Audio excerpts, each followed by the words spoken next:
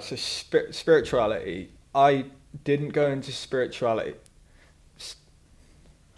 I didn't go into spirituality knowing anything about it. I thought it just meant people who believed in ghosts.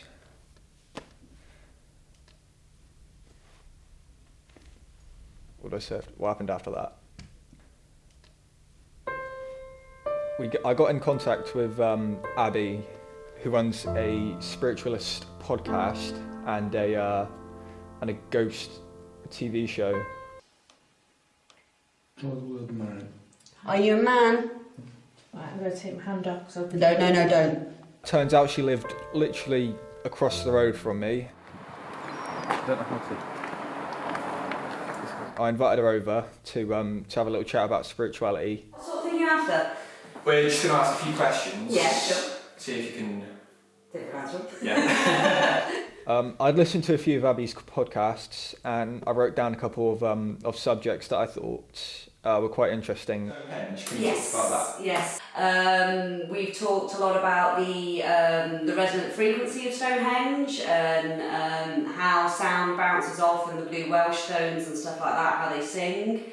Also with these places such as Stonehenge, Amesbury Stone Circle, any kind of old sacred place like that, they're always built on like a place of power, where it's the geomagnetic lines of the earth kind of meet and converge, which kind of gives it that power. Abbie was sort of our jumping off point into the world of spirituality, but it didn't inspire much confidence because I had no idea what she was talking about. UFOs, ghosts, and cryptids. I also run Haunted Devon, which is a non-profit paranormal investigatory team.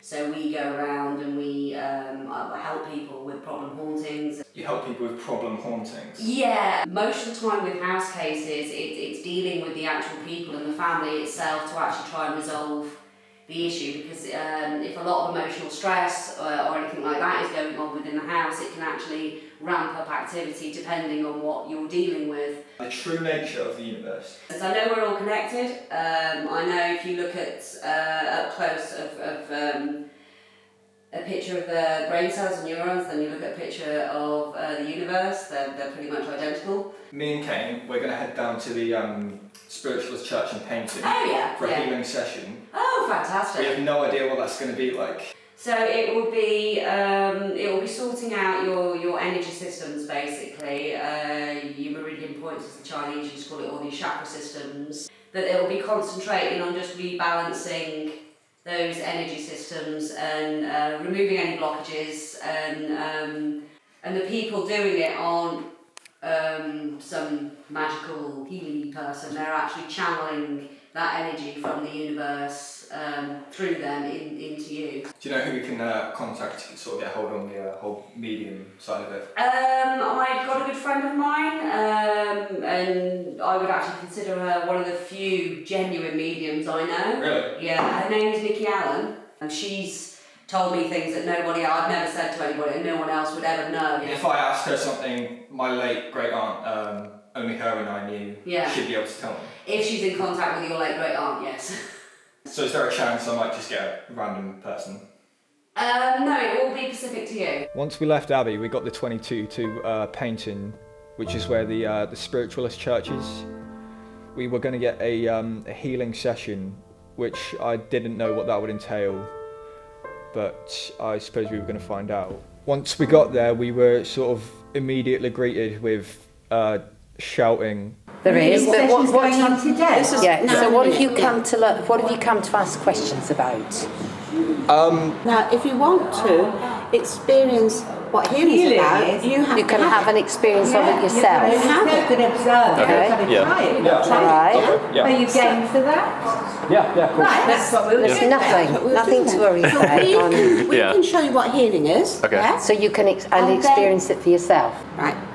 Healing is spirit from the spirit world, right? Not us. So like I'm a healer, she's a healer. We don't do it. It's not us. We couldn't do it. Channel their energy back. We're like a channel for that energy. Yeah. We were told to sit down for about 10 minutes when Val, the head healer, came over and gave us some insurance forms. I got a bit scared because I was like, are they going to be like pulling at my limbs and putting needles in my back or something? I asked Kane if he would do it instead. Val came over. She took us into the chapel. They'd put a chair right in the centre of the room, like some kind of sacrificial altar.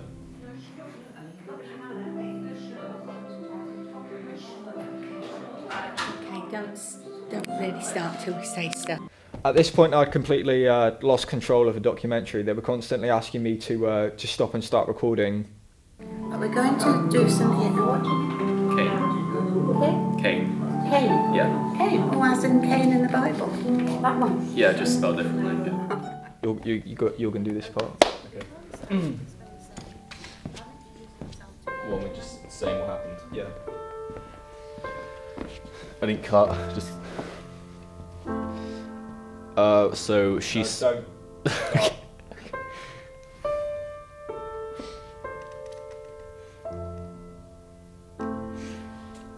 Okay. She sat me down on the chair. She ran through a few legal things that she had to do, stating what type of healing she was doing and what it would entail. And then she walked behind me and she placed her hands on my shoulders and gently rocked me back and forth for about 10 minutes.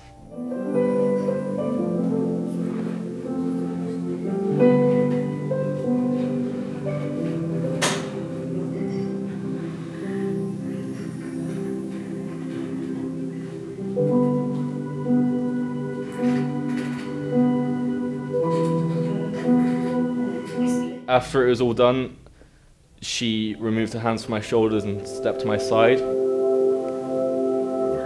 time to come round because you might feel a little dizzy because the energy's been going through you. Once she removed her hands from my shoulders, she asked me to take it slow in case I lost consciousness from the healing. She stated that some powerful energies were flowing through me after being healed like that. Afterwards, she asked how I felt, and out of the three options she gave, which were relaxed, calm, or ziggy. Yeah, so was that nice? Did it feel quite nice and warm? Because it can feel warm, or it can feel cold, or it can feel ziggy, you know. The warm feeling, yeah. I guess I felt relaxed most of all, but I don't know if I'd put that down to the healing itself, or more so just the fact I was sat in a chair with my eyes closed for about 10 minutes. So we noticed something interesting on the insurance forms we got given to sign. There was an option to give your pet permission to receive spiritual healing. I needed to see this, so the next week we brought my sister's dog Winnie in for a healing session. The dog? Yeah. Right. You want some healing for your dog? You don't look too excitable to me. You look lovely, don't you? Yeah, you do.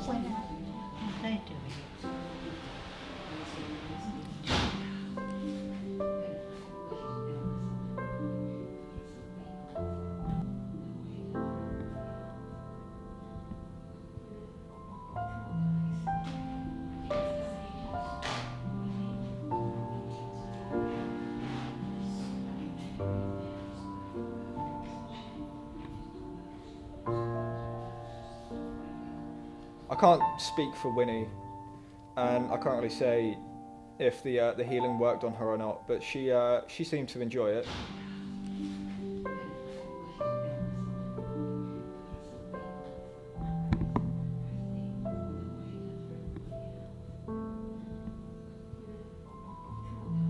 I'd planned sort of a like a finale for this documentary. We were going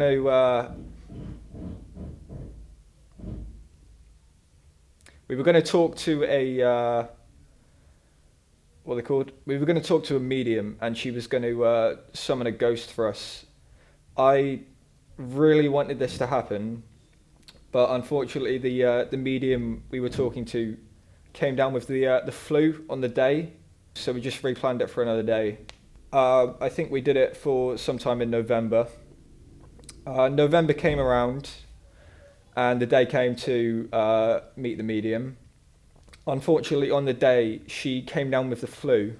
January came around, and we planned to meet on the 15th. On the 15th, I got a text telling me that she came down with the flu. I left the world of spirituality very confused. I still don't know what spirituality is.